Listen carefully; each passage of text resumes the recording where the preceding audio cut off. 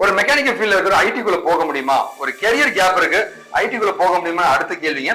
And மூணாவது, நான் வேற ஏதோ ஒரு வேலை பண்றேன், ஒரு டெக்னிக்கல் ரிசோர்ஸ் அதாவது ஹெச்ஆரா இருக்கேன், என்னால ஐடிக்குள்ள போக முடியுமான்னு 1008 கேள்வியோட ஒரு தம்பி இங்க வந்தாருங்க.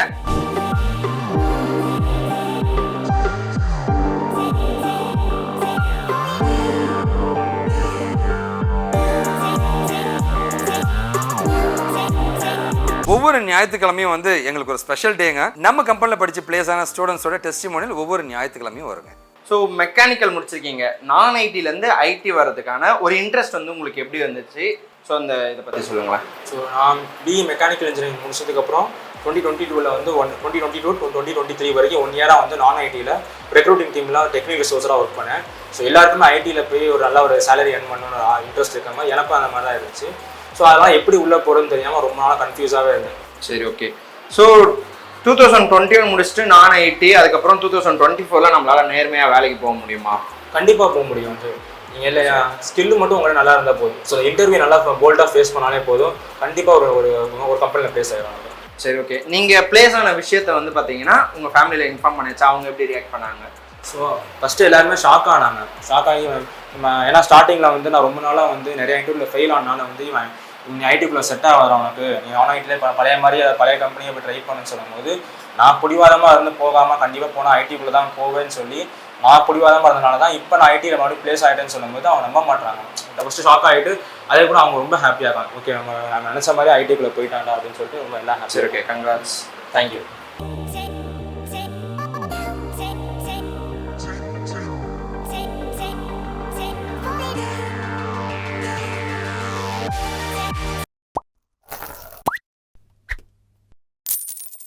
ஸோ எங்களுடைய டெஸ்டிமோனியல் வீடியோஸ்லங்க இன்றைக்கி இல்லை, ஃப்யூச்சரில் இருக்கிற எல்லா வீடியோஸுமே வந்து எங்களுடைய ட்ரெயினிஸ் யாரெல்லாம் ப்ளேஸ் ஆகியிருக்காங்க அப்படின்ற அவங்களுடைய ஃபேஸை வந்து நாங்கள் மறைச்சிருப்போம்.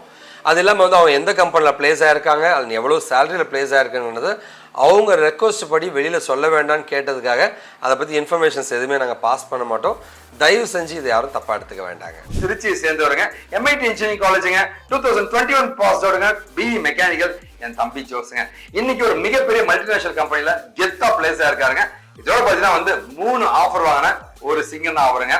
ஸோ அவர்கிட்ட பேசும்போது எனக்கு ஞாபகம் வர்றது எல்லாமே வந்து ஒரே ஒரு கோர்ஸ் தாங்க.